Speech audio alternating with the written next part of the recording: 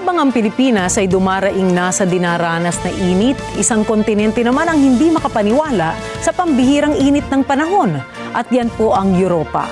Mga kalsadang nabibitak, mga wildfires na mabilis kumalat.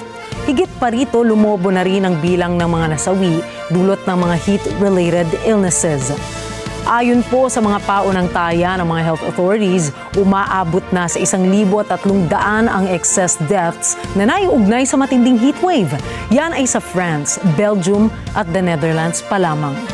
Ito ay karagdagan sa tinatayang 200,000 bilang ng mga namatay na dahil sa matinding init sa kontinente sa nagdaang 4 na taon. Pinakamatinding tinamaan ng mga senior citizens, gayon din ang mga may dati ng sakit sa puso, baga at iba pang kondisyon sa kalusugan.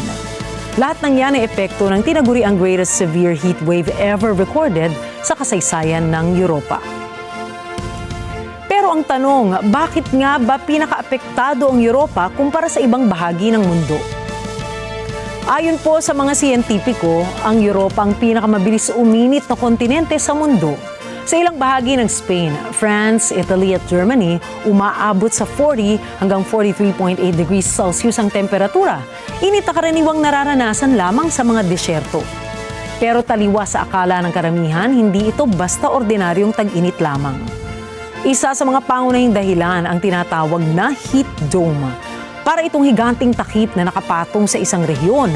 Kapag may malakas na high-pressure system sa atmosfera, nakukulong sa loob nito ang mainit na hangin. Hindi makatakas ang init at sa halip, patuloy itong naiipon sa paglipas ng mga araw. Dahilan kung bakit lalong tumataas ang temperatura sa mga apektadong lugar. Nabubuo naman ito dahil sa tinatawag na Omega Block. Isa itong weather pattern kung saan parang nagkakaroon ng pagbagal ng trapiko sa kalangitan. Karaniwan ang mga weather system ay patuloy na gumagalaw, pero kapag may Omega Block, parang naiipit ang mga ito sa iisang lugar. Ang resulta, ang heat dome na maaring tumagal ng ilang araw o minsan nga ay ilang linggo pa. Dagdag pa rito ang pagdaloy ng mainit at tuyong hangin na mula sa Sahara Desert sa North Africa. Ang Sahara ang pinakamalaking desyerto sa mundo. Sa pagtulak ng mga weather system sa hangin mula rito patungong Europa, lalong tumataas ang temperatura. Para bang may higanting hair dryer na tuloy-tuloy na nakatutok sa kontinente. Pero bakit parang mas dama ito sa Europe? Ayon po sa mga eksperto, mas mabilis mag-absorb at maglabas ng init ang lupa kaysa sa karagatan. At dahil po malaking bahagi ng Europe ay kalupaan, mas madali itong umiinit. Dagdag pa rito ang pagbabago sa mga weather patterns dahil sa pag-init ng Arctic. Nakaaapekto ito sa mga jet stream na nagkokontrol sa paggalaw ng mga weather systems. Kaya mas madalas at mas matagal ang mga heat wave sa rehiyon. Ngunit hindi makukumpleto ang usapan kung hindi natin mababanggit ang climate change. Pero paglilinaw ng mga eksperto, hindi po climate change ang lumikha ng heat dome o Omega Block. Matagal na pong umiiral ang mga naturang weather phenomena. Pero dahil sa pagtaas ng temperatura ng mundo, mas nagiging matindi ang mga epekto nito. Idagdag pa riyan ang pagdami ng greenhouse gases sa atmosfera. Kaya mas maraming init ang nakukulong sa daigdig. At kapag sumabay pa ang mga kondisyon para maganap ang heatwave, mas matindi ang nagiging bunga. Hindi lang din mga tao ang naaapektuhan ng sobrang init Nagdudulot din ito ng mga trahedya katulad ng wildfires, pagkasira ng mga pananim, pagtaas ng konsumo sa kuryente, at pagbagal ng transportasyon. Sa ilang lugar pa nga, napipilitan ng isara mga paaralan at kanselihin ang mga aktibidad sa labas dahil sa tag-init. Bukod pa sa mga geological factors, hamon din para sa Europe ang mismong disenyo ng kanilang mga gusali at kabahayan. Hindi kasi idinisenyo ang mga ito para sa ganitong klase ng panahon. Karamihan sa mga ito ay ginawa para itrap ang init sa loob ng kabahayan upang labanan ang matinding lamig naman tuwing winter. Pero hindi para sa matagalan at nakamamatay ng init. Hindi rin akma ang disenyo ng mga ito upang lagyan ng conditioning system. Idagdag pa ang napakataas na bayarin sa kuryente sa Europa kaya't hindi lahat ay may kakayanang magdagdag ng bayarin. Bukod pa rito, matagal ng layunin ng European Union o EU na maging climate neutral o net zero ang kontinente pagdating ng taong 2050 at hadlang umano ang pagdami ng air conditioning systems sa planong ito. Paliwanag pa ng mga eksperto, sa halip na umaasa sa mga appliance, mas binigyang pansin ang pagdedesenyo ng mga gusaling matipid sa enerhiya.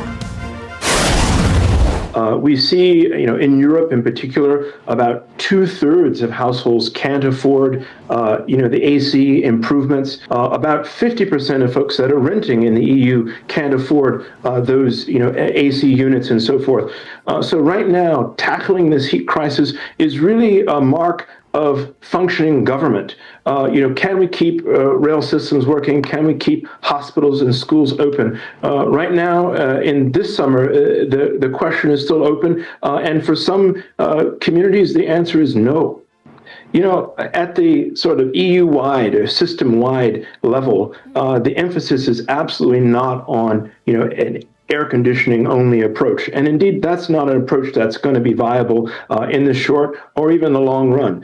We've got to get out ahead in changing regulations. We've got to get out ahead in doing what the EU is really pushing, passive design, innovation, renovation, and then emphasizing things like urban resilience to tackle what's going to get worse and worse and worse as the climate crisis is unfolding upon us. At dahil nga hindi pangkaraniwan ang ganitong init sa maraming bahagi ng Europa, napipilitan ng mga tao na humanap ng iba't ibang paraan upang makaiwas sa heat stroke. Sa Italy, Spain at France halimbawa, nagbukas sa mga lungsod ng mga cooling centers kung saan maaaring magpapresko ang mga residente. Marami ring tao ang nagtutungo sa mga parke, mga fountains at tabing dagat. Sa ilang bansa, binago ang oras ng trabaho at mga aktibidad sa labas upang maiwasan ang pinakamainit na oras ng araw.